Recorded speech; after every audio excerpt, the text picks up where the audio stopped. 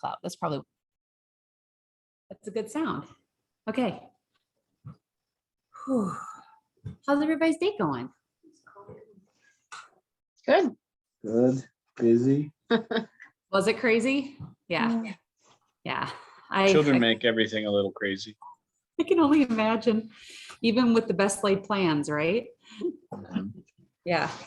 Yeah, my afternoon didn't quite go as planned either, but I got to prepare in part by attending the 10:30 Bible study, and that was nice. They had, probably 15 people there.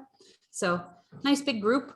I think the 8 a.m. study is also going well. They have more of a handful, more like 5 or 6, but sometimes that's even easier to have conversations with, right? Mm-hmm. You know, the stewardship information that we could print, I thought was extremely helpful Good. for my brain anyway. Yeah. Was it the leadership guide? Yeah. Yeah, I know, right? So thanks for still attending. Because there will be value in us getting, talking together, but yeah, I thought it was very well written out by LCEF. Let's open with a word of prayer, and then we'll kind of dive in. Let's bow our heads. I'll say, dear Heavenly Father, we thank you for the commitment each of us has made to this, and help us to calm our minds and focus in on what you have to teach us today through your word, through the study, and through each other. In your holy name, amen. Amen. I wanted to do just like a 2-second, well, it's gonna be longer than that, a recap of week 1. The theme was the journey begins, created to be God's steward. And I had just 1 or 2 golden nuggets kind of as a takeaway. The idea of the vertical relationship that we have with God influencing our horizontal relationships with other people. And then the idea of stewardship, not only for finances and time and talents, but a phrase came up about using our words. And I don't know, that just stuck with me. I've never thought about my words as a gift, right, that I have, and how am I using them? And are they glorifying God? It's putting you all on the spot, but anything else you remember that seemed to stand out from last week? That's okay. I hope it's a question I ask every week. So if there's a nugget, go ahead and circle that for this week. A couple other housekeeping. You are welcome to bounce around from group to group, but maybe give the leader a heads up if you're going to be joining them, because sometimes we get extra supplies like a bookmark. Ooh, So they're obviously, the church as a whole is really trying to get us to incorporate this into more than just the hour that we spend together here today. So you can pick these up at the church office if you're interested. And then these 8 weeks are also a precursor to a few hours event that the church is hosting on November 13th and 14th. So if you can kind of start booking that time out, the 13th is Sunday, and that's going to happen at 10:30 at the East Campus. And then the next day, Monday, it'll be the same thing, but it's like if you can't make it to Sunday, then the hope is that you can make it to Monday at 6, and food will be provided at both. So putting that on your calendars right off is helpful, and there'll be lots of information to come on that as well. Thanks for sitting through all that housekeeping. Lesson 2, the topic is God is the owner. The main point being God owns everything, upright of creation and redemption. So the first question they ask is, if you could ask God one question, what would it be?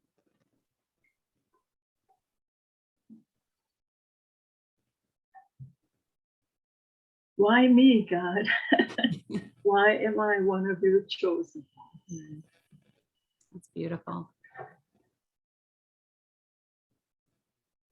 I wondered that more than once, right? We kind of see our flaws, to be sure.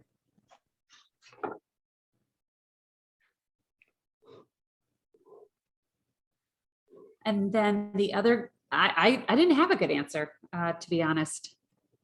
Me Probably, neither. probably be overwhelmed with questions, right? The things that kind of come to mind. What one piece of wisdom would you like to pass on to others? Hmm.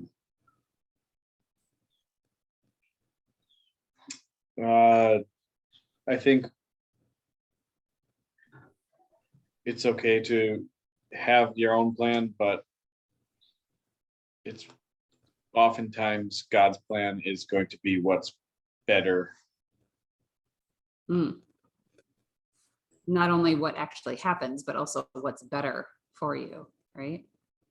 Yeah. Lean into them and not away. Were you able to? Oh, yeah. Were you able to hear Carol? How this microphone works. She said to lean into God instead of leaning away from him. Mhm. Somebody at the other service said how to raise kids. Like, well, that's not offering advice, that's asking for advice, right? But yeah, how to deal with people in general, especially little people that you're in charge of, is a very important question. So we actually heard the owner's story in our service today. It was our gospel lesson. It wasn't very long, and I marked it. So if it's all right, I'll read Luke 12.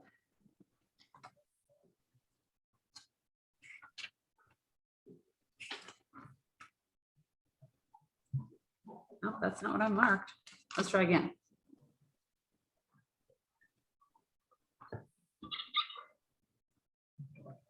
Luke 12, 13 through 21, the parable of the rich fool. Someone in the crowd said to him, "Teacher," Jesus, "tell my brother to divide the family inheritance with me." But he said to him, "Friend, who set me to be a judge or arbiter for you?" And he said to them, "Take care, be on your guard against all kinds of greed, for one's life does not consist of an abundance of possessions." Then he told them a parable. The land of a rich man produced abundantly, and he thought to himself, "What should I do? For I have no place to store my crops." Then he said, "I will do this. I will pull down my barns and build larger ones, and there I will store all my grain and all my goods. And I will say to my soul, 'Soul, you have ample goods. Lay up for many years, relax, eat, drink, be merry.' But God said to him, 'You fool, this very night your life is demanded of you. And these things you have prepared, whose will they be?' So this is with those who store up treasures for themselves, but are not rich towards God." What, if anything, is there to admire about the man? He worked hard. He worked hard. Yep. Yeah. He was able to produce more than he needed. Isn't that our that's always our personal goal, right? To produce kind of as much as we can.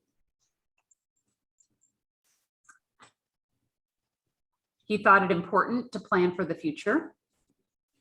That's respecting, the people around us, that we try to take care of ourselves and not rely on them exclusively for our physical needs.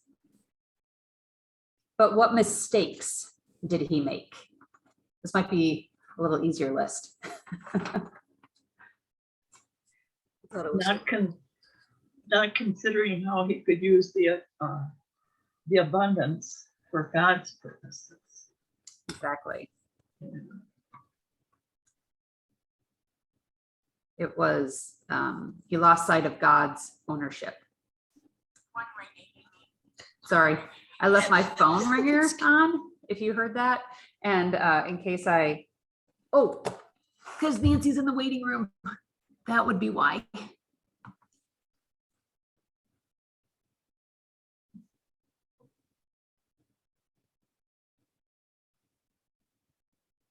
That's exactly why I left my ringer on. Feel free to text or email anytime I leave you in the waiting room.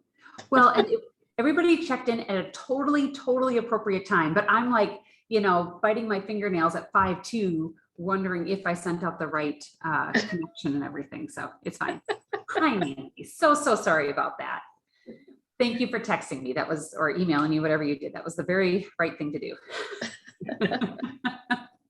It is Carol Smith and me here at Trinity today.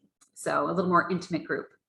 We reviewed a little bit about lesson 1, and we just read the main focus for lesson 2, which is the rich fool who built up more barns because of his abundance of crops.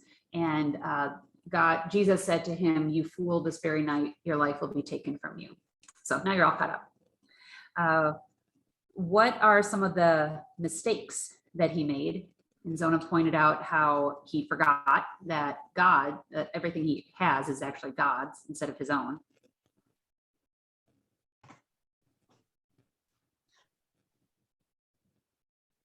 I think he was just primarily focused on what he had, like material wise.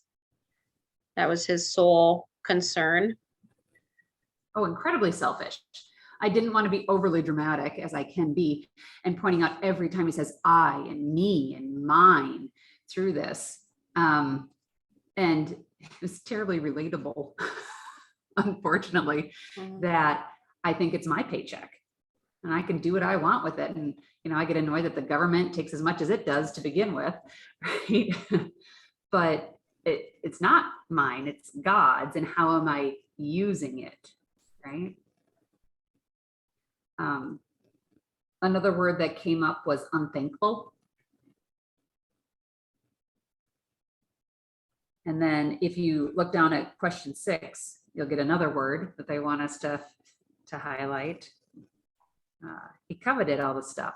It was his, it's mine. He's gonna put a big lock on those new silos that right? Carol said it's like a 2-year-old talking.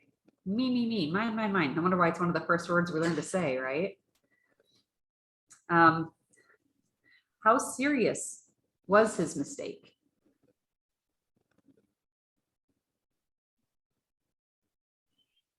Enough that he lost it all. Yep. And lost his life even, right? Is there a bigger mistake you can make? Fatal. Indeed. The leader's guide points out exactly which of the commandments, like the big 10, right? The 10 commandments. What do you think they list as there are 2? Which 2 different commandments did he break? Oh. With thy neighbors, but that's not really what he did. Have no other gods before me. Idolatry. Yep. They quote Thomas Coates from the book The Parables for Today and says, it's an attitude of the heart, an attitude that gives priority to material goods and values rather than to God. The object of our highest trust and affection, whatever it may be, is in fact our God. And that means shunning aside the true God, our maker and redeemer, who demands all of his children. Thou shalt have no other gods before me. The other commandment surprised me, and it made me think about the commandment in a completely different way. He sinned against the 7th commandment, which is thou shalt not steal. I was like, well, he didn't steal the grain. He farmed it. It was his land.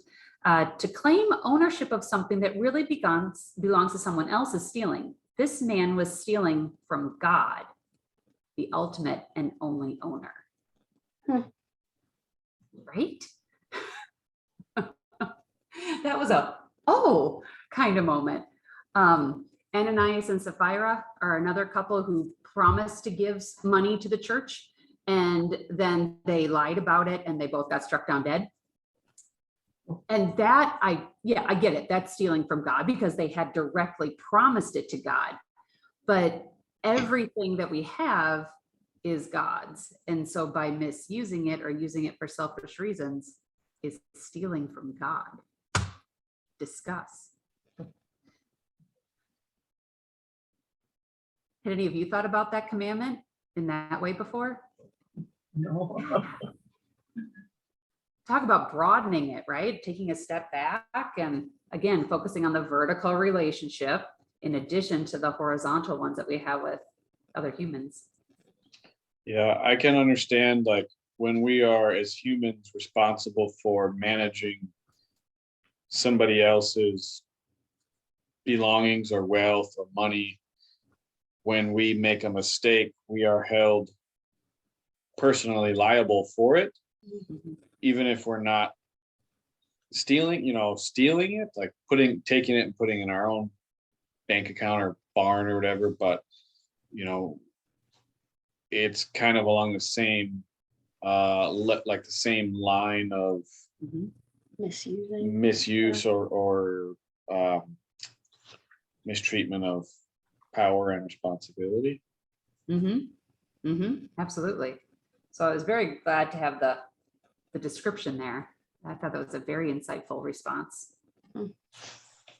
Why does God call this man a fool? Selfish, greedy, covetous, but why a fool?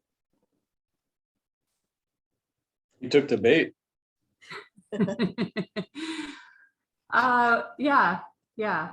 I took some bait earlier today and it's too raw. I can't talk about it, but yeah, just ask me maybe next week. that was a little closer than you thought. I'll make note of that. Right. Here again, I feel that the guidebook offers a lot of insight. It's a quote from another book called The Parables. The farmer was a fool, not because he was trying to guard against his future, but because he thought he could guarantee it himself. He was also a fool in that he was overly preoccupied with his own needs and wants. But I know I've been there. Like, well, I dotted all my I's and crossed all my T's, and now everything's going to work out just fine. Right? Thinking that my human intellect and my human reason will be able to control the future. As a retiree, this made me think a lot about how to do things. And there's actually coming up, it prompts a conversation about retirement. Yeah, so it's good you're already thinking that.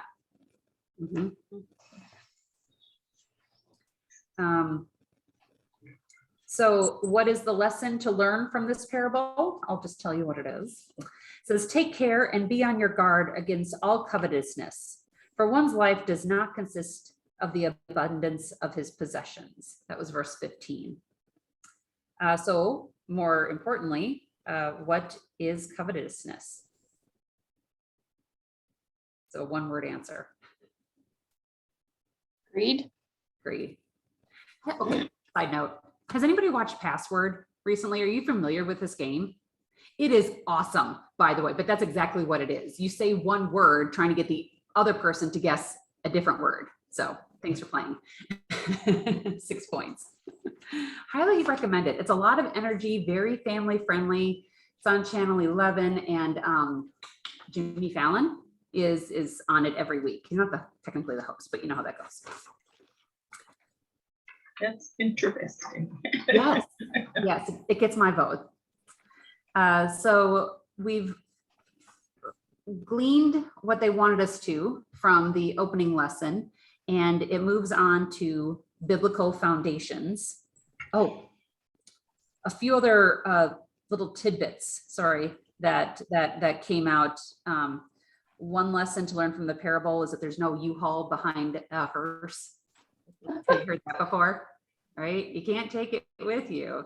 It can be an inheritance for other people, but it's, you can't bring it with you. There's only so much any of our physical, human, earthly possessions can provide for us. And he thought the man was a fool because he thought he was his own salvation. He could do it all for himself. Can I take a minute and tell an old joke about the husband that died and the wife? He made his wife put all his money in his casket, and his friends knew about it. So when they were at his funeral, they didn't see it in his casket, and they asked her about it. And she said, well, I wrote him a check.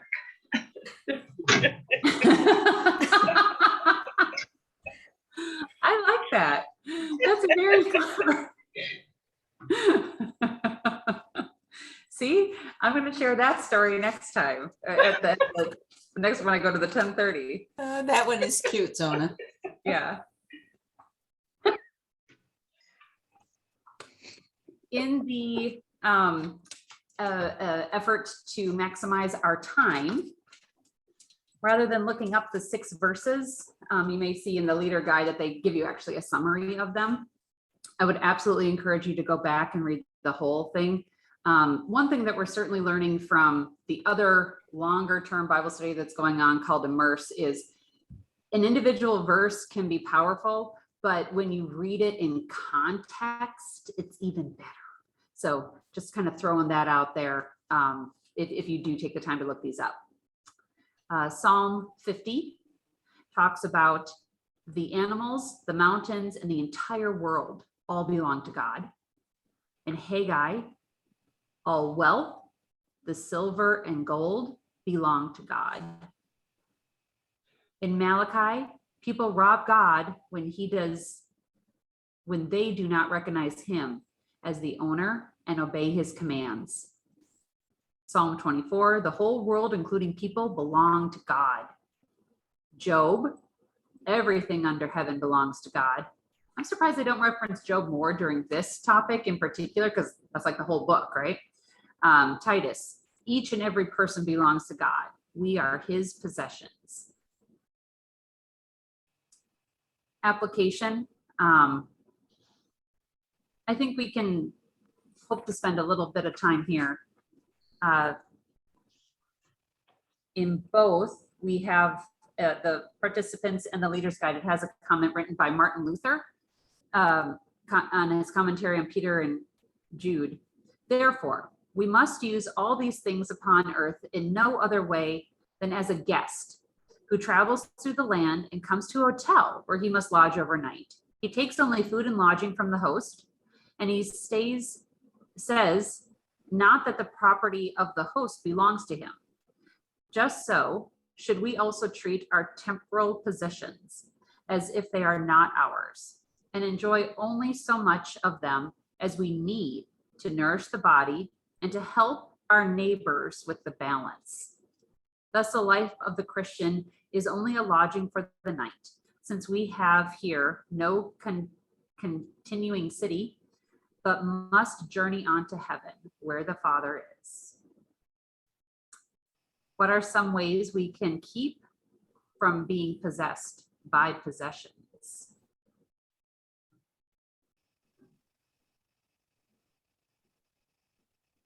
It's an easy one, help people. I mean, that's a no-brainer. We should be. Carol says when our focus is on helping other people, it makes it a lot easier.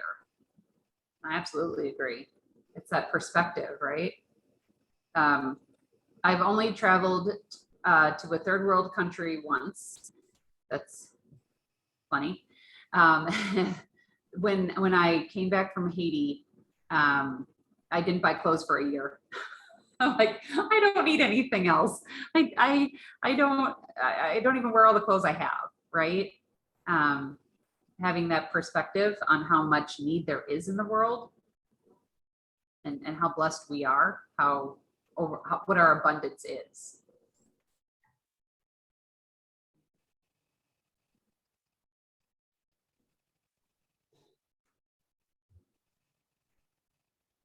I think another thing would be learn from your past judgments. If you've ever decided like, oh, I'm gonna get that thing that I really want, it's gonna make me happy, and you get it, and then the luster wears off and it no longer makes you happy, or never makes you happy. Mhm. You know, use that as kind of a resource.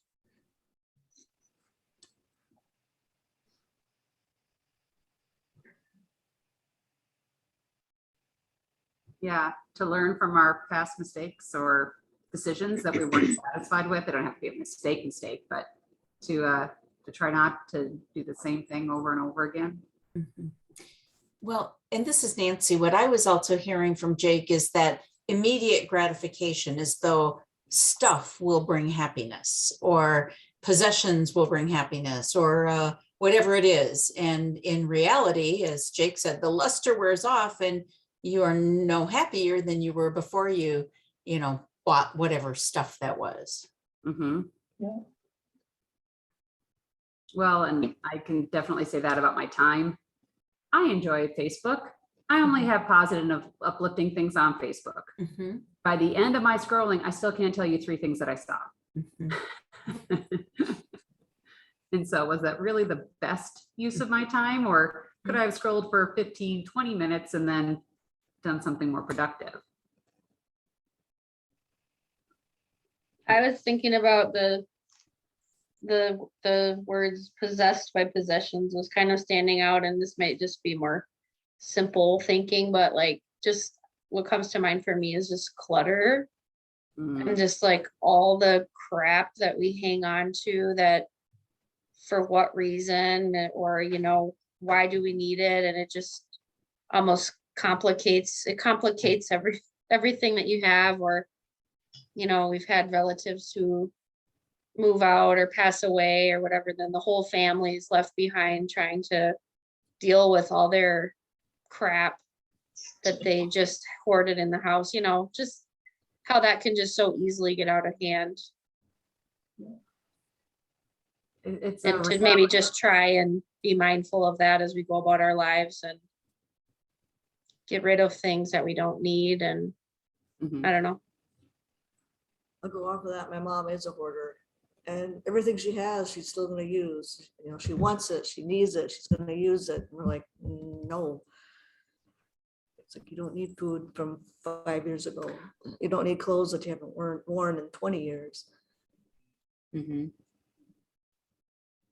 Were you able to catch that? Yep. Okay, good. I'm playing around with a new microphone here so that everybody can hear everybody a little better. It's much better this time with that Okay, new good. microphone. Mhm. We will leave it here, and I will feel free to remind me if I don't attach it. It's called a. I don't know what- You sound good even when it was over there. Okay. For me, Maybe we'll do anyway. that. Yeah. Yeah. Um, a couple things were coming to mind. Are you guys familiar with Dave Ramsey? Mm. He has a lot of advice with money, and he's a Christian. The church has done his program. It has 6 baby steps, but one way is to always decide on some amount with you and your loved one, and you can't buy that thing immediately if it's above that amount. You have to run it by your loved one. You have to sleep on it, just have some rule like that. My mom is not savvy on a computer, and she's very impulsive when it comes to buying things. So she has made it a rule for herself that she can't buy anything online. She tells me to buy it for her, which I do, but it's forcing her to communicate that she wants it, and it's even just the slightest bit of delayed gratification with it. So I'm happy to help her out in that way. And then I listened to a book. I don't read, I listen to books, called Love People, Use Things. The title alone was already telling, but they're big into decluttering, and they probably go a little extreme to the point where you put everything into one room, like everything in your house, and If you haven't touched it within 3 months, you get rid of it. Well, okay, what about your Christmas decorations, right? But I get what they're saying. That's smaller than the 1 year of clothes. Right. Worn it in a year. Get rid of, yep. Or when you ever switch out your wardrobe, you put the hangers on backwards. I love that one. I do that one a lot. If there's a cobweb growing in the shoe, you probably don't need the shoe, right? But they were commenting that it's not just about the stuff, it's that it takes emotional energy and often finances to keep this stuff that you don't even know what it is. I mean, how many storage units are around America? It's just insane. And so that's exactly what they were saying. It's not about having no stuff. It's about consciously deciding to keep the stuff that you have. And Dave Ramsey would say, well, sell the stuff and pay off the debt, right? As another take on it. But a lot of people have multiple cars, multiple houses, multiple boats, just the stuff that comes along with being an American, maybe a Midwesterner. And in and of themselves, they are not bad, but you do want to think about, does it own me or do I own it? Yeah, so definitely thank you for bringing up the stuff conversation. Whenever the Trinity has that rummage sale, have you ever been? It is amazing. Highly recommend it. And every time I go, I swear I'm getting rid of everything in my house and I'm bringing it all here. I have a pile at home. Yep. Because I'll see stuff there. I'm like, oh, I have one of those. I haven't used mine either. I know Jan helps with it. I don't know if she's actually, Jan Frederick, I don't know if she's actually in charge of it anymore. I feel like, anyway, but keep an eye out for that. And I think as humans, we all do better with deadlines, right? So I'm going to go through one room before that rummage sale and bring I things start in. saving the next day. You start saving. Why didn't I give that? It's true. And there are lots of places that'll take your stuff. Being a good steward might include researching the groups to make sure that it's worthwhile. But honestly, sometimes just getting it out of your house is already a spiritual benefit.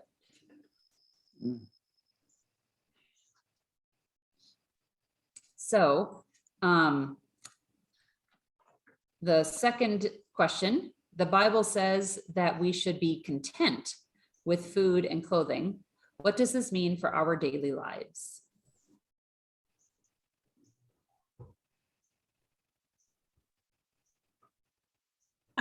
Carrie, one of the things that I thought of when I saw this question is when I think about, and you were just talking about, researching even charities to give things to, that I find there are, I get solicitations like probably all of us do multiple times a week, like every day, somebody's asking for money. And I probably wasn't as conscious about this as at first, but what I found is that I tend to really support those charities that support people for food and housing. Those are the ones that I've chosen to primarily. There are a couple of others that are near and dear to my heart as well, but organizations that use their resources to really maximize the amount of, support for people that don't have food and housing. Mm-hmm. And it's hard to question the biblical accuracy of that, right? Like that's exactly what we're told to do. Feed, help the people who can't help themselves, especially the children, the widows, the orphans. I think that's beautiful. And okay, go ahead. But you do need to investigate, because if they're taking all the money to their worker owners versus giving it out. Yep. Investigating and learning about them. There are more, I almost feel like there's more scams than quality charities out there. And there are several, they claim to be independent evaluators of them who actually look at like tax returns and more than the marketing, part of their website or something like that. So if you're curious about those resources and can't find them on their own, please reach out and we can help with that. The other 2 points that kind of the same point is distinguishing between needs and wants. And then another way they put it was, are you content or are you coveting? And if you're coveting, it doesn't matter if you have it or not. It's just greed. You just wanted to say you have it. Or my dad passed away a couple of years ago. His favorite thing was Amazon. He would get multiple deliveries every day. And then he got sick. And so we helped him move to an apartment, but he loved his stuff and just couldn't, a hoarder, right? And it was nice stuff. So I got to give him that. But when he would get the packages, or when we would tell him what we didn't keep, like pots and pans with spider webs in it, that kind of a thing, he'd be like, he wouldn't even get excited about the packages he got. I think it was just the buying it. That was the hobby for him. It wasn't even the having it. And I'm like, well, then stop. Then just put it in the cart, but don't click buy or whatever. But distinguishing between needs and wants, are you coveting it or being content? That was the other word, the other C word. So here is kind of a hot topic, and we didn't dive into it much at the 10:30 service, which may have been a little bit about timing issue, but I still thought it was funny since pretty much everybody there was retired. What about retirement? Isn't it about taking life easy, eating, drinking, and being merry? How does one deal with retirement biblically? Anybody been asked this question? For me, I've used my retirement to help me when I have no money, no job, or with illnesses. I've had to use it, so it was useful for me to stay. To have it, right? Kind of like as more of a savings. It was the money that was available, and so that's what you needed in that case of emergency, right? It also helped me to be able to keep giving to my charities and to the church, and it's like I didn't have to worry because I had that to fall back on. It's a beautiful thing to be able to continue to give even when your finances aren't stable, aren't the same as what they were, but because of that planning, because of that retirement, you were able to still give and help people. I think this indicates that, like, once you retire, you give up on everything else. But, if you really were just going to be, I've often thought about this more like, if I won the lottery right now, what would it be like if I just quit and we moved to an island and I just sat outside the beach bar every day, sipping, whatever I wanted and never did anything, like, or if you were like that person who's like, oh yeah, I would move to, this place and just be. I've thought about that more like, well, I wonder what God would think about that. How would I be doing anything useful for him? And in retirement, I mean, I see a lot of people that are retired and they're still doing all the normal things, or maybe even more that they were doing previously, maybe not just laid up in a hammock sipping Mai Tais and tequila all day. I think that's a very good point. It's sort of a, what do you mean by retirement, right? Just because you stop a traditional 9-to-5 job with a regular income, that means you're retiring from the workplace. That doesn't mean you're retiring from the church body. And I think that's a great distinction to make. It also scares me a little bit because I've seen on multiple occasions, like a hardworking person, they retire, and then within a very short period of time, they die. Like, oh, that person's had a heart attack a week after they retire, or a month, and that scares me sometimes. Like, if I stop working hard, what will happen to me? I think humans are designed to have a purpose, right? And if your purpose is an earthly purpose, like your 9-to-5 job to earn the paycheck, and you stop doing that, and you haven't cultivated a more meaningful purpose, absolutely. I've heard those stories as well, no doubt. I'm thinking about, Nancy, I wonder if you're thinking about what I'm thinking about from school board. But all the ladies from Trinity who, they're group of retired women, and they come into the school and give their time reading with the kids who need extra help reading.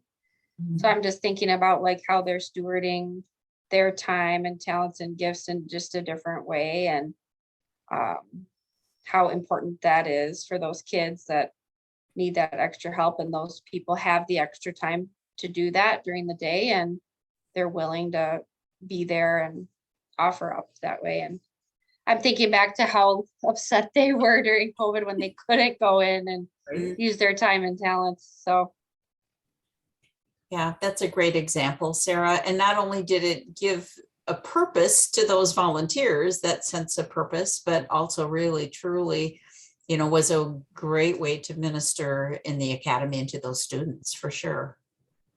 Yeah. I was also thinking about another example personally, where several years ago, when I changed jobs, and it was a pretty significant cut in pay, and I had made that decision because of the other things about the job that were not healthy. So I had made the decision, and I was, sharing it with a group of close friends, many from Trinity, actually most. And one of the women who was there, a friend of mine, said, well, when we retired, we were worrying about the same thing, having less money.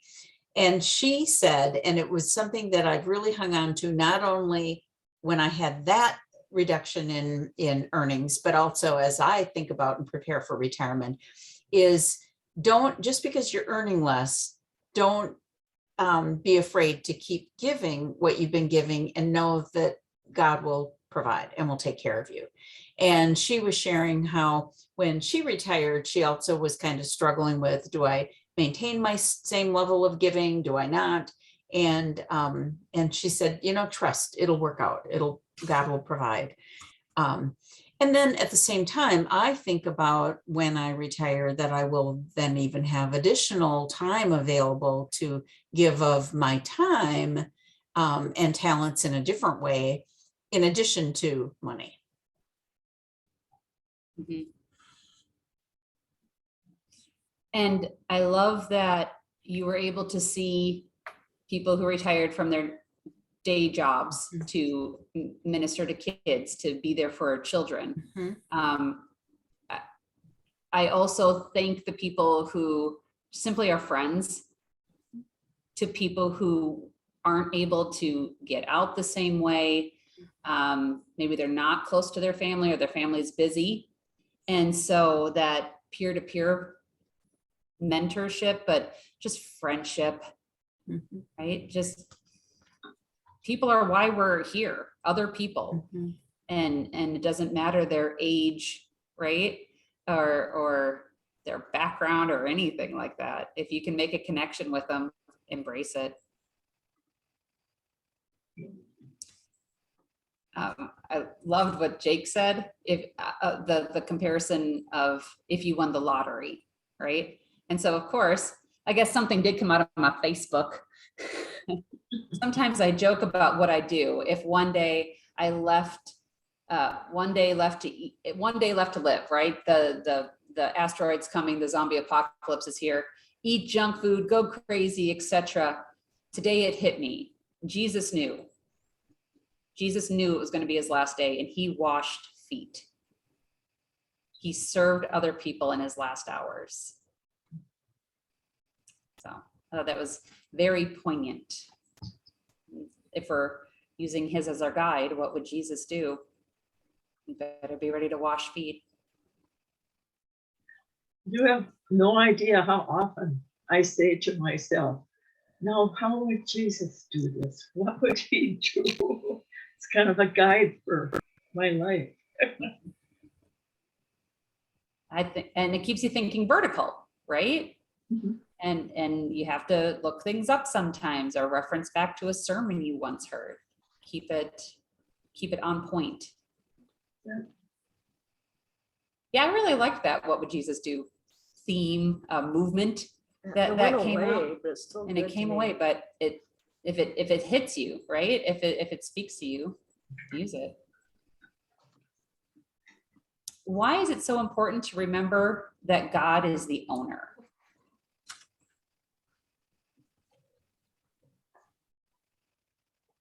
Because the stuff doesn't take over you then.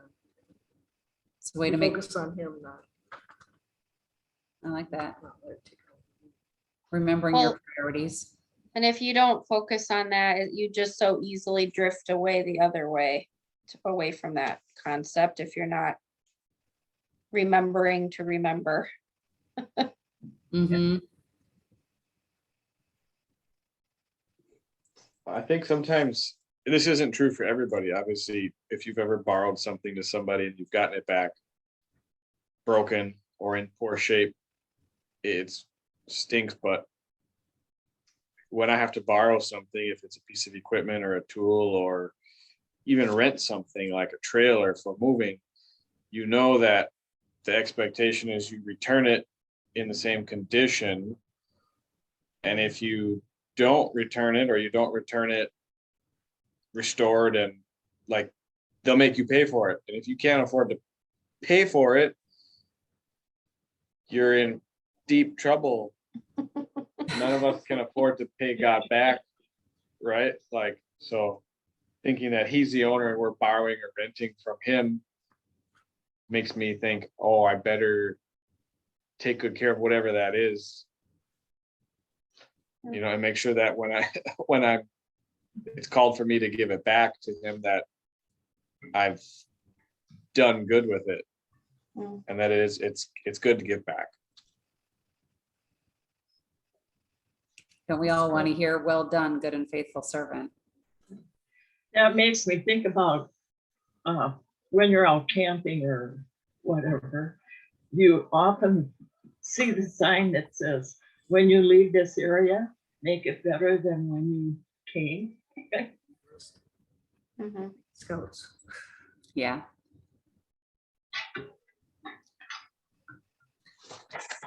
So what should I do is the last section, and it has 4 scriptures listed. And I admit that last week I did not look them up and we ran out of time.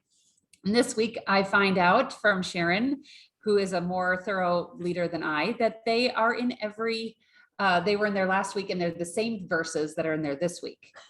So they're an important theme that kind of goes through them. I'll let you look those up on your own, but I'm going to read from the Leader's Guide a couple reflections on it. Stewards are not owners. Stewards are not lords. Stewards are not kingdom builders. If we are called to be stewards in God's kingdom, we must begin by denouncing our ownership and lordship over any and every dimension of our life. Nothing can be held back. Nothing can be excluded. That which is not given over totally to God's lordship will continue to be part of an alien second kingdom. Well, there's a kitty cat running outside. Okay, he looks healthy. I'd say squirrel, but it's a cat. Oh, look, you see it. Apologies. That which is not given over totally to God's lordship will continue to be part of an alien second kingdom. There is no freedom in such a kingdom. There is no joy in such a kingdom. There is no peace in such a kingdom. The life of the steward is not marked by the same boundaries of the world. The world encourages an ownership mindset. We know from God's word that we are stewards. We are not owners of everything, of anything. Kind of maybe a wrap-up question. If you have a comment or something to ruminate over in the coming week, what areas of your life have you not given over to God's ownership? And what specifically are you going to do about that?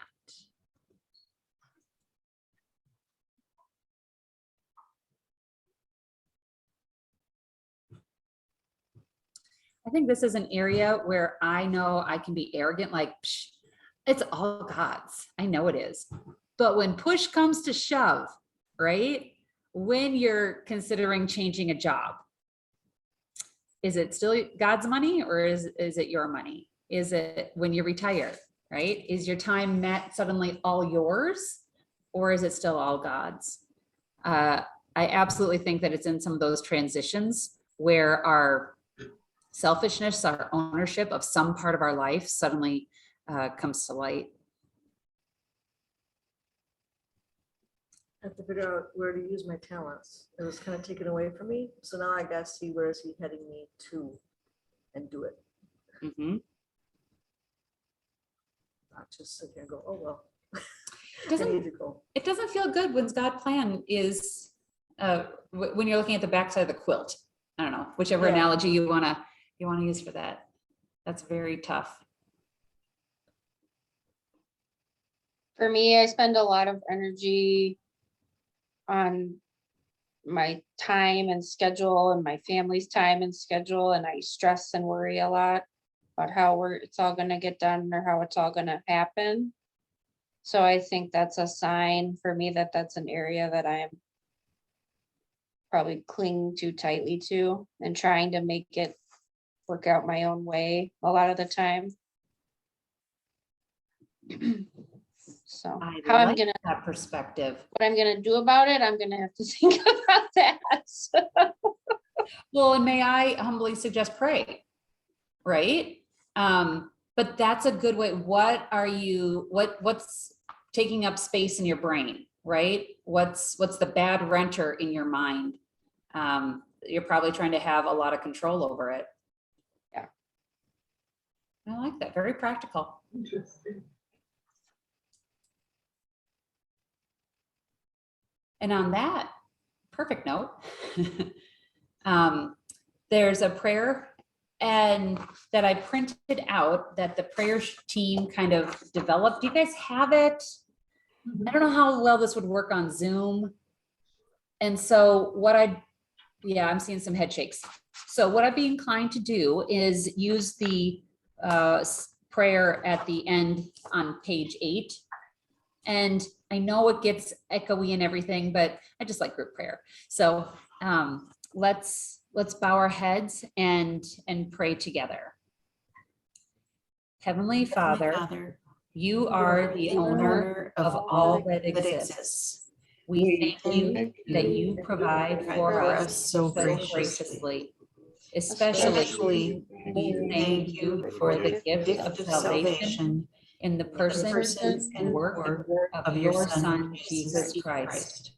We belong to you. Bless our efforts to steward faithfully everything you entrust to our care. In Jesus' name, amen. Look at that, just before the hour mark. And so go team, whichever one you are rooting for. And feel free to reach out with questions or comments or any suggestions that you have. Thank you, Carrie. You're doing a terrific job facilitating this group. Yeah, thank you. Thank you. I appreciate the Night. Here. Good night. Thank you. Good night. Nice to see everyone. Yes. Thank you. Bye-bye. Bye. And didn't I end? I'm trying to end. Okay, end meeting for all.